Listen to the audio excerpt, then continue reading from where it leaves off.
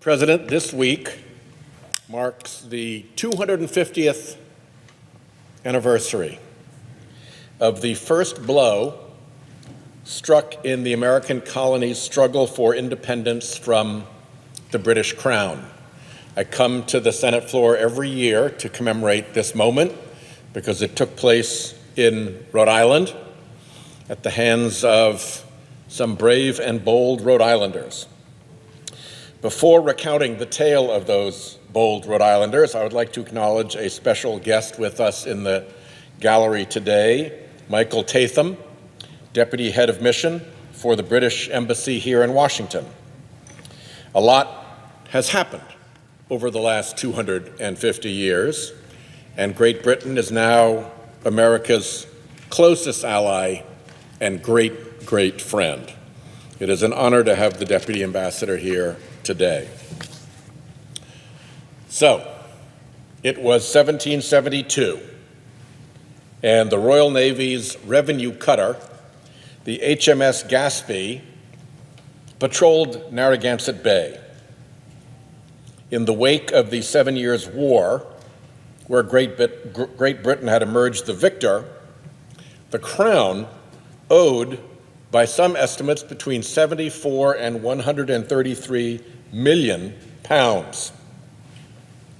That was a colossal burden on the empire's finances. The Gaspee's mission was to collect taxes from the colonies to help repay British debt. I will concede that part of the Gaspee's mission was righteous. Rhode Island's rum distilleries formed a corner of the so-called triangle trade, with enslaved people from Africa and sugar from the Caribbean forming the other legs of this foul business. Rum running to support the slave trade was repugnant and a worthy target of British authorities. But Britain's heavy hand reached far beyond that. British customs agents seized colonial vessels and cargo at whim, leaving rightful owners with no recourse to reclaim their property. One such owner was John Hancock, whose signature would soon become famous. Authorities even pressed colonial sailors into service on His Majesty's vessels against their will. The Gaspee and her captain, Lieutenant William Duddingston, drew particular ire. One of Duddingston's first acts was to stop the merchant ship Fortune. Duddingston and his crew roughed up the Fortune's commander, Rufus Green, condemned the ship and her cargo, and sent the Fortune to Boston for the Admiralty to sell. This did not please the Fortune's owner, Rhode Island's Nathaniel Greene, who would go on to become General Washington's aide-de-camp and wartime administrator, and then command the Southern campaign of the Revolutionary War, which he did so effectively that British General Cornwallis would write, "That damned Greene is more dangerous than Washington." Duddingston's reputation only worsened from there. British law awarded revenue cutter commanders a share of the cargo they seized. Duddingston seized so much cargo that he was able to nearly double his salary, and he earned, along with that bounty, a well-deserved reputation for arrogance. Soon, Rhode Islanders were protesting his conduct formally, but those protests yielded no accommodation. On June 9th, 1772, simmering anger at Duddingston and the Gaspee boiled over. Duddingston spotted a small trading ship, the Hannah, bound for Providence. The Gaspee gave chase, and Duddingston hailed the Hannah's captain, Benjamin Lindsay, and ordered the Hannah to submit to a search. Captain Lindsay declined that invitation and ignored the Gaspee's warning shots and sailed on toward Providence. Now, the Hannah was smaller and lighter than the Gaspee, and Captain Lindsay was more familiar than Duddingston with the waters between Newport and Providence. Lindsay steered his Hannah across the shallow waters outside Namquid Point. The Hannah could sail over the shallows, but the heavier Gaspee could not. Duddingston and his crew ran aground on a sandbar off Patuxent Cove, stranded as the sun was setting in a falling tide. The Gaspee would need to wait for the next day's high tides to lift it free. When the Hannah arrived in Providence, Captain Lindsay summoned local patriots to Sabin's Tavern for refreshments and for planning. The result of the plan was that under the leadership of John Brown, later to be famous for Brown University, and Abraham Whipple, a group of men boarded a half-dozen longboats to row from Providence down to Patuxent. Through the dark night, with oars muffled, the Rhode Islanders descended upon the Gaspee. Whipple reputedly called out to Duddingston, and I hope the young pages will forgive my language, but this is apparently the language used in that moment. "I am the sheriff of the county of Kent, God damn you. I have got a warrant to apprehend you, God damn you. So surrender, God damn you." I believe I mentioned that the Rhode Islanders had fortified themselves at Sabin's Tavern, which might explain some of the language. In any event, Lieutenant Duddingston refused that invitation. So a brief, sharp battle ensued.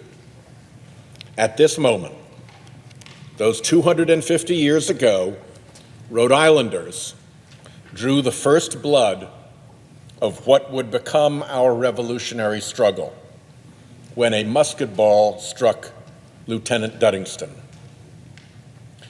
The Rhode Island Patriots boarded the Gaspee. In the melee, Duddingston cried out, "Lord, have mercy upon me, I am done for." But he was not. The British sailors soon gave up the fight. The Rhode Islanders took the crew prisoner and ferried the captives to shore. A marker still stands at the place where the captive crew was brought ashore. And there Duddingston received the care of a doctor and ultimately recovered from his wounds. Indeed, Duddingston would not only heal, but go on to live a long life. He commanded other vessels.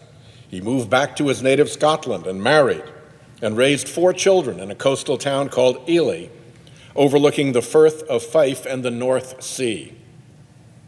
But he never patrolled Narragansett Bay again. A quick side story, a few years ago, a couple from Scotland, Angela and Rhode Innes, visited Patuxent during Gaspee Days, our annual celebration of the Gaspee Raid, coming up this weekend.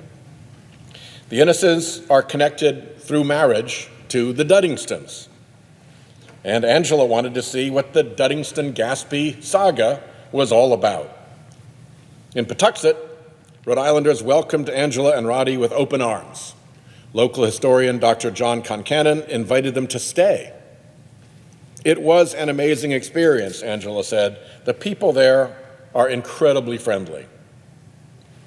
The trip also helped them grasp the significance of the Gaspee Raid on America's road to revolution. And this year, Angela Innes will mark the 250th Gaspee anniversary with a Gaspee Day party of her own in Scotland. Well, that left the dreaded Gaspee. With the prisoners ashore, the Gaspee raiders returned to the stranded ship and set her afire. When the fire reached her powder magazine, she blew apart, and her remains were lost to time and tides. Rhode Island was rid of the dread Gaspee.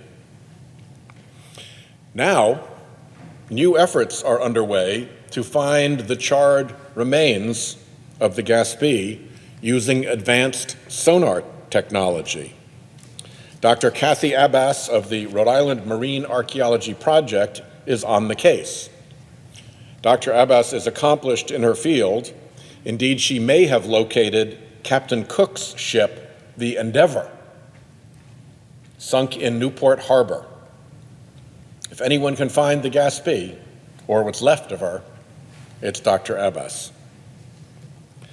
I should offer special thanks to Peter Abbott, the British Consul General in Boston, who, along with representatives of the Royal Navy, came to Rhode Island last month for the announcement that funds had been raised to find the Gaspee. Abbott said, "Being a British consul in New England means you must have broad shoulders. I get invited to events that celebrate the Boston Massacre and Evacuation Day. But what takes the biscuit is commemorating the burning of a British ship." The Deputy Ambassador should know that if, in fact, we do find the Gaspee, Rhode Island, a colony no more, intends to courteously seize the vessel for further research. Mr. President, the Gaspee raid represents Rhode Island's spirit of independence, which has lived in us since Rhode Island's founding as a refuge of religious tolerance from the Massachusetts colony's harsh theocracy. Our celebration of the Gaspee affair represents Rhode Islanders' pride in that spirit, which we share willingly, even with a Duddingston descendant. Oh, and by the way, this episode, where Rhode Islanders rode down through the night to a British ship that had been stranded by Rhode Island wiles and sacked her and took her crew and set her afire and blew her up, that all took place more than a year before Massachusetts colonists boarded a British ship to push tea bales into Boston Harbor. They pushed tea bales off the ship. More than a year earlier, Rhode Islanders blew the ship up. I'm just saying, Mr. President. So here's to another 250 years of celebrating the Gaspee Raiders and to more people learning about Rhode Island's role as a spark of revolution. I yield the floor.